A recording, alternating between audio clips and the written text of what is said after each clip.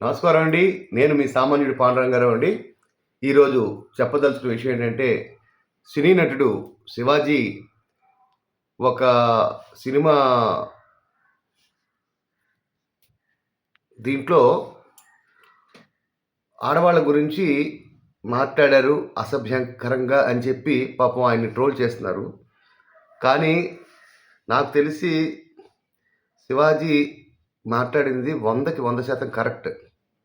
ఆయన ఎవరైతే అసభ్యకరమైన దుస్తులు సమాజంలో తిరిగేటప్పుడు అసభ్యకరమైన దుస్తులు ఎలాంటివి వేసుకోవాలని చెప్పి ప్రతి మనిషికి వాళ్ళకి తెలుస్తుంది 10 మంది దగ్గరికి వెళ్ళేటప్పుడు. అలాంటి వాళ్ళ గురించి మాట్లాడాడు. గుమ్మడికాయలు దొంగ అంటే ఎవర్రా అన్నట్టు అనసూయ గారు పుసుక్కుమని రియాక్ట్ అయిపోయారు. అసలు కొన్ని కొన్ని సందర్భాల్లో అనసూయ గారు వేసుకునే వస్త్రధారణ చూస్తే అసహ్యం వేస్తుంది.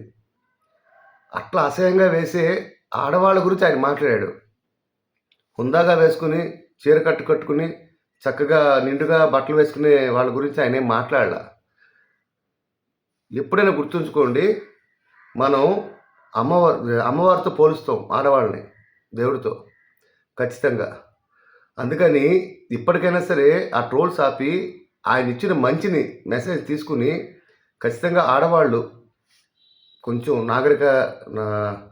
మంచి డ్రెస్సులు వేసుకోవాలని కోరుకోండి. ఎందుకంటే యూత్ ఈ యాంకర్స్ కొంతమంది టీవీ యాంకర్స్ వీళ్ళు మితిమీరిపోయి ఆ షోల్లో చాలా చండాలమైన బట్టలు వేస్తున్నారు.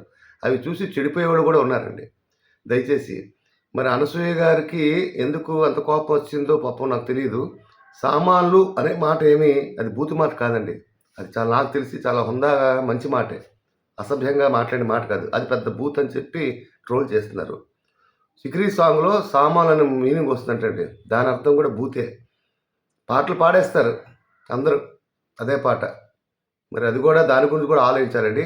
దయచేసి శివాజీ గారు అన్న మాటలు ఎవరైతే వస్త్రాధారణ సవ్యంగా చేయరో వాళ్ళకే తగులుతాయి, అందరు ఆడవాళ్ళకి కాదు. ఆయన అది కూడా అన్నాడు, దానికి సారీ కూడా చెప్పారు. దీనివల్ల ఏం సాధిస్తారు? మంచి చెప్పాడు. మంచి చెప్తే ఎవరైనా సరే చెప్పింది మనం ఫాలో అవ్వకపోయినా విని మంచి చెప్పాడు అని చెప్పి మర్యాద ఇవ్వాలి. అది నేర్చుకోండి. దయచేసి ఊరుకుని ట్రోల్ చేసేవాళ్ళు. ఆయన ఖచ్చితంగా 100కి 100% మంచిగా చెప్పాడు. ఆయనకి నా మద్దతు పూర్తిగా ఇస్తున్నాను శివాజీ గారికి. నమస్కారం అండి. మీ సామాన్యుడు పాండురంగారావు.